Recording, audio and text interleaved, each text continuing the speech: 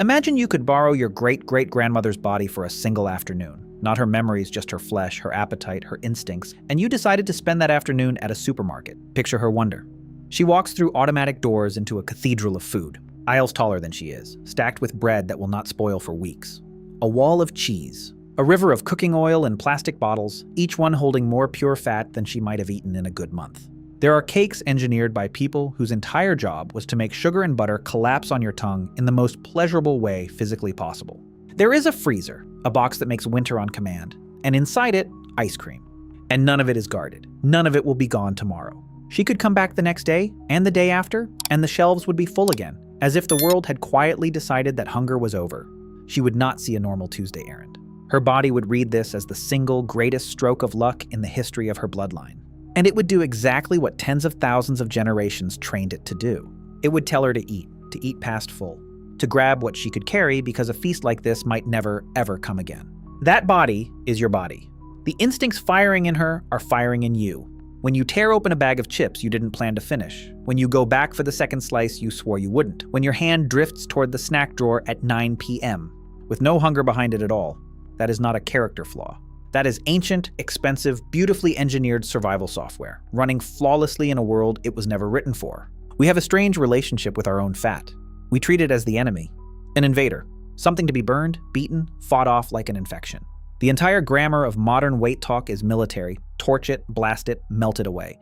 We speak about a part of our own bodies the way besieged cities spoke about the army at the gates. And almost nobody stops to ask the obvious question. If this stuff is so useless, so hostile, so clearly a mistake, then why is the body so magnificently, stubbornly good at making it and keeping it? Evolution does not usually pour millions of years of engineering into a feature that does nothing but harm. When a system is this elaborate, this hard to override, it is usually because it once did something that mattered enormously.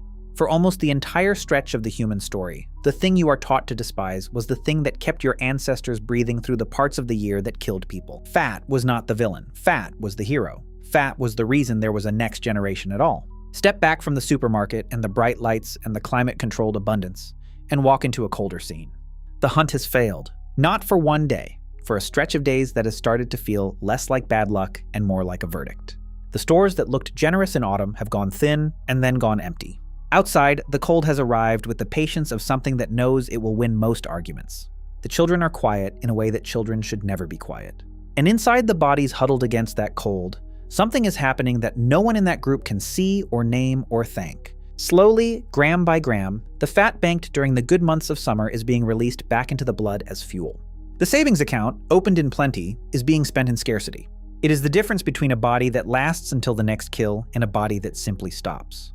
There is no heroism here that anyone would recognize as heroism, no spear, no fire, no clever plan. Just a quiet biochemical refusal to die, written into the tissue itself. The leanest, most disciplined member of that group, the one whose body banked the least, is also the one most likely to be gone by spring. The people who survived that winter were, on average, the people whose bodies had been a little better at hoarding when hoarding was possible. They passed that talent on. Their children hoarded too and survived their own winters and passed it on again, down and down through a depth of time that is genuinely hard to hold in the mind. And at the bottom of that long chain of survivors, holding a bag of chips at 9 p.m., for no reason at all, is you. So we have a paradox sitting right in the center of the modern body. Every single one of your ancestors, without one exception going back millions of years, was good enough at staying alive to reproduce. You are the latest entry in an unbroken streak of survivors. And a big part of how they pulled it off was a body that treated fat as treasure. Which raises an obvious, almost childlike question. If this was such a brilliant survival trick, if banking fat is the reason we are here at all, then where exactly did that trick come from? Was there really a switch, somewhere deep in our genes, flipped by 10,000 hungry winters? Did scientists go looking for it? They did. And what they found, or rather, what they spectacularly failed to find, is where this story stops being comfortable. Let's deal first with the thing itself before we go hunting for its origin, because the machinery is stranger and more elegant than the word fat suggests. Think of body fat not as a substance but as a currency. Specifically, the densest currency biology has ever minted. A gram of fat carries more than twice the usable energy of a gram of protein or carbohydrate, which means that when an animal needs to store energy for later, fat is the obvious form to store it in. Maximum fuel, minimum weight to haul around on your skeleton. This isn't folklore. It's basic energetics. The same arithmetic that governs why a long-distance migratory bird fattens before it flies, and why a hibernating bear spends autumn eating itself into a living larder. Your fat is a calorie savings account. You make deposits when food is plentiful, and you live off withdrawals when it isn't. And the genius of the system is that the withdrawals are automatic and invisible. You don't have to decide to release your stored energy when you skip a meal. Your body simply opens the account and starts spending drip by drip, keeping your brain lit and your heart beating while you go look for the next thing to eat. For an animal whose food supply is unpredictable, and that describes very nearly every animal that has ever lived, this is not a design flaw to be ashamed of. It is one of the best ideas evolution ever had. A creature that can carry its next 2 weeks of survival quietly on its own hips has a profound advantage over one that must find food today or die today. Now hold that word, unpredictable, because it's the hinge the whole story turns on. We live, most of us, inside a historically bizarre bubble. Food arrives. It arrives reliably, in quantities we don't think about, through doors and windows and apps, in winter and summer alike, whether the harvest was good or bad on some farm we will never see. We have to make a real effort to imagine the alternative, and even then we imagine it badly, because we picture being hungry for an afternoon, rather than being hungry as a structural fact of existence. For almost the entire human story, food was a question, not an answer. The hunt is the obvious example, and the honest anthropology of living hunting peoples, groups like the Hadza of Tanzania, who still get a real share of their calories from wild foods, tells us something the adventure films leave out. Hunts fail. They fail often. A skilled hunter can come back empty-handed for days. Large game is a jackpot, not a paycheck, which is precisely why sharing meat across the whole camp is one of the most universal human customs there is. You feed others today so that others feed you on the long run of days when you bring back nothing. And the hunt was only one source of uncertainty. Seasons turned, and the plants that fed you in 1 month were gone the next. Drought arrived. A river changed its mind. Berries came and went in a matter of weeks. Stored food spoiled, or was raided, or simply ran out before the lean stretch ended. The picture that emerges from the deep human past is not steady scarcity and not steady plenty, but a jagged line lurching between the two, gluts and gaps, feast and the long, thin space between feasts. In a world shaped like that, a body that could ride out the gaps was a body that got to have grandchildren. When food appeared, a successful hunt, a tree heavy with ripe fruit, a stranded animal, a season of abundance, the smart move, written not in anyone's conscious mind, but in the deep logic of their physiology, was to take in more than the moment required and tuck the surplus away. Eat past full, bank it. Carry the feast forward on your body into the famine you couldn't see but had every reason to expect. So the pull you feel toward the second helping has a logic underneath it that is, in its original context, almost unimpeachable. It is the logic of a creature that has learned, over an unfathomable span of time, that plenty is temporary and the gap is always coming. Your appetite isn't greedy. It's a forecaster, and for almost all of human history, it was forecasting correctly. Here's what makes this more than a tidy bedtime story, though. If banking fat against famine really was such a decisive survival advantage, if the hungry winters really did the selecting, winter after winter, for thousands of years, then that pressure should have left fingerprints. It should have shaped our genes in a specific, findable way. Actual stretches of DNA, favored and spread because they made their owners better at storing fat and surviving the lean. A famine gene, or a whole set of them, carried by all of us, switched on now in a world with no famine to justify it. That is exactly the explanation that ruled this field for half a century. It had a name, a date, and a scientist behind it. It was elegant, it was intuitive, it explained the modern epidemic in one clean stroke, and it sent researchers out to comb the human genome, looking for the hungry winters written into our code. What they pulled out of that genome did not say what everyone expected it to say. The man who gave the hungry winters a name was a geneticist called James Neal, and the year was 1962. Neal wasn't chasing obesity. Almost nobody was back then. In 1962, the modern epidemic hadn't fully arrived to be explained. He was puzzling over diabetes, trying to understand why a disease that so plainly harmed people, that could shorten a life and sabotage a pregnancy, hadn't been quietly weeded out of the species by natural selection. A harmful trait that persists is a genuine puzzle. Evolution is supposed to be ruthless about that sort of thing. His answer was a beautiful piece of lateral thinking, and it's worth understanding as the mini-story it actually was, because the idea is more careful than the slogan it became. Neal proposed that the genes setting people up for diabetes and weight gain weren't harmful at all in the world where they evolved. They were thrifty. Imagine a metabolism tuned to grab every passing calorie and stash it with ruthless efficiency, quick to store, reluctant to spend.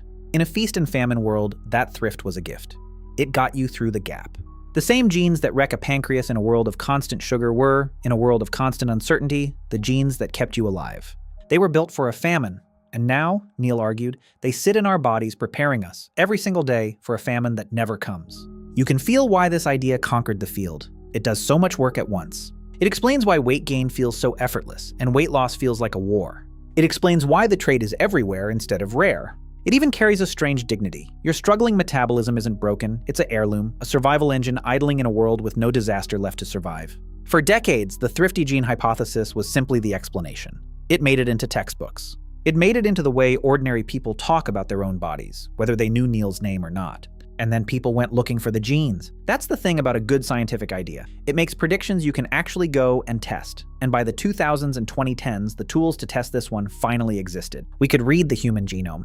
We could line up the specific genetic variants associated with obesity and ask a pointed question of each one. Does this variant bear the mark of having been actively favored by selection, spread through the population because it helped people survive? Because that is precisely what Neil's idea predicts. If hungry winters selected hard for thrift, the thrift genes should look chosen.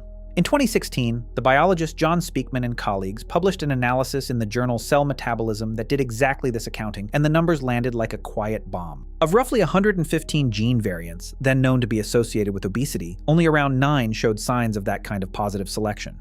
9 out of 115. If the hungry winters had truly been forging our bodies into fat-hoarding machines, generation after generation, you would expect that signature stamped across the whole set. There's a second crack, and it runs underneath the first.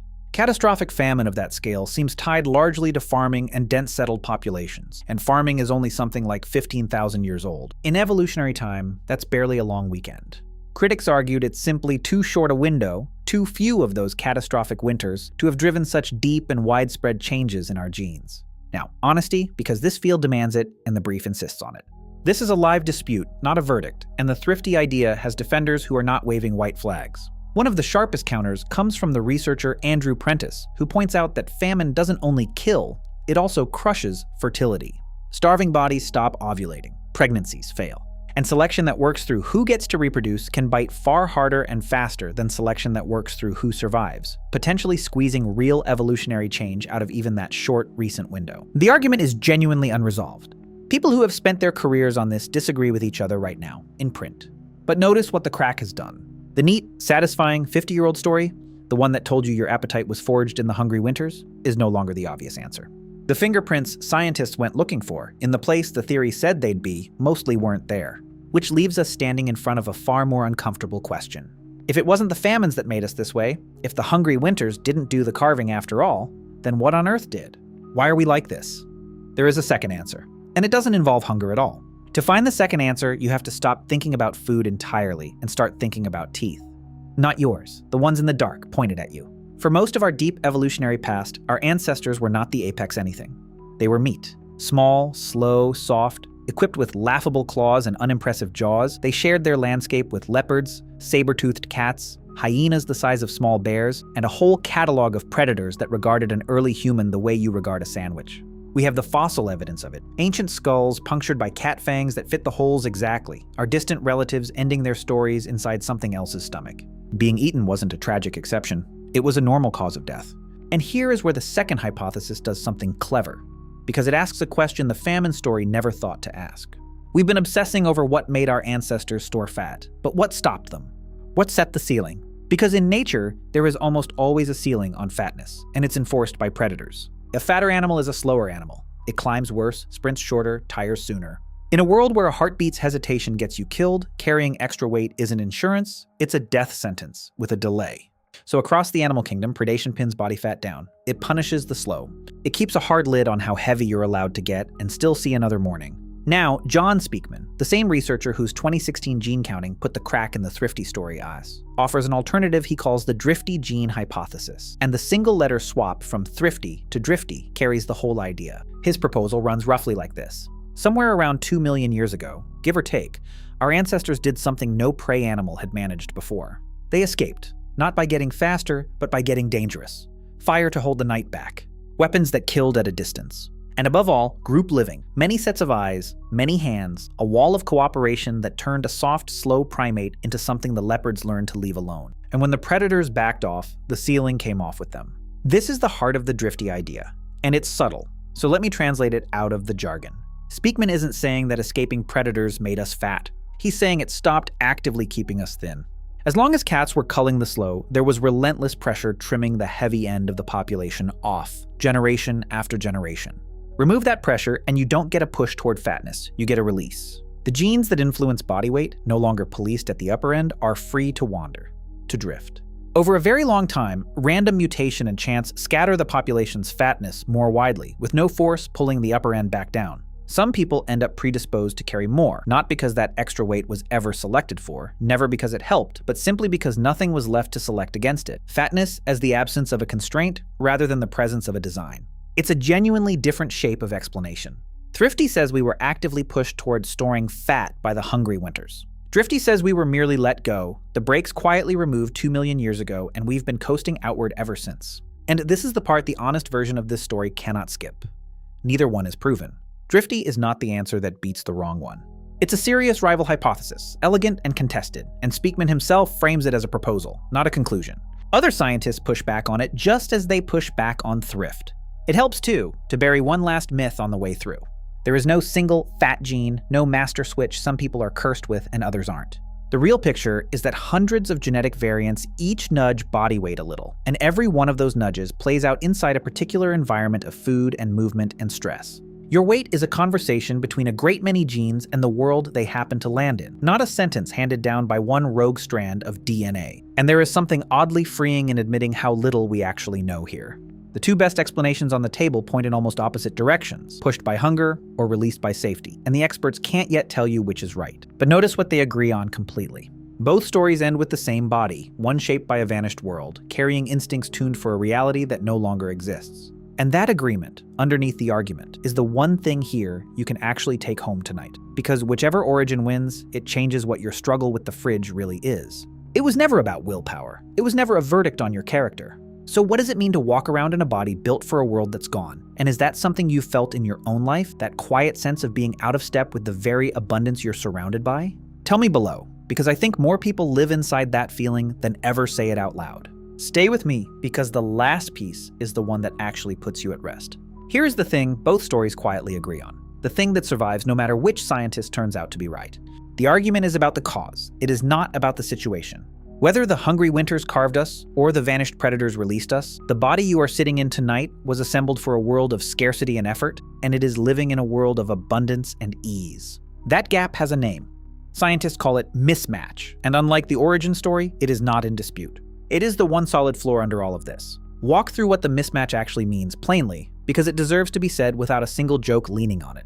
Your appetite was tuned by a reality where calories were scattered, seasonal, and hard-won, where you walked miles for tubers, climbed for honey, and went hungry often enough that wanting more was simply correct. It cannot change in a few generations. Evolution does not work on the timescale of a human life, or a century, or even the few thousand years since the world started filling up with easy food. What changed was the world. We poured concentrated sugar and fat and salt into a system built to chase them across a landscape, and we did it almost overnight, in evolutionary terms. The body did not fail to adapt. It simply was not given the time. There is no version of biology that retools an animal that fast. And there is a detail in the shape of the modern problem that makes the mismatch even harder to wave away, one the drifty side likes to point to, though it proves nothing on its own. If everyone simply lived in the same flood of cheap calories, you might expect everyone to gain weight at roughly the same rate, the whole population sliding up together. That is not what happened. As the modern food environment arrived, the distribution of human body weight did not just shift, it stretched. The lower end barely moved, while the upper end pulled away, the gap between the leanest and the heaviest widening into a long tail. That lopsided spread is exactly what you would predict if there were once a firm floor under how thin you could safely get, but the ceiling on how heavy had quietly dissolved. It is consistent with the drifty story. It is not proof of it. Other explanations fit the same curve, and honest researchers say so out loud. But it is a reminder that the mismatch is not one size fits all. The same overflowing world lands on different bodies differently, and that too is written deeper than any choice you made this week. So the struggle so many people feel, the pull, the second helping, the war that diet culture frames as a failure of character, is not a war between you and your weakness. It is a mismatch between a body and an environment, between an ancient instinct and a modern world that instinct was never shown. That is not an excuse, and it is not a defeat. It is just an accurate description, and accuracy here is a kind of mercy. You cannot lose a fight you were never actually having. I asked you at the start to imagine borrowing your great-great-grandmother's body for an afternoon in a supermarket, her wonder, her instinct to grab the impossible feast. It was always yours. The instinct that lit up in that imagined supermarket is the same instinct that lit up in a real woman, on a real cold night, tens of thousands of years before any supermarket existed. A woman whose body refused to let go of the fat it had banked in summer, and who lasted one more week because of it, and then one more, until the season turned and the food came back and she lived to have a child. That child carried her stubborn, hoarding, life-saving design forward, and that child's child did.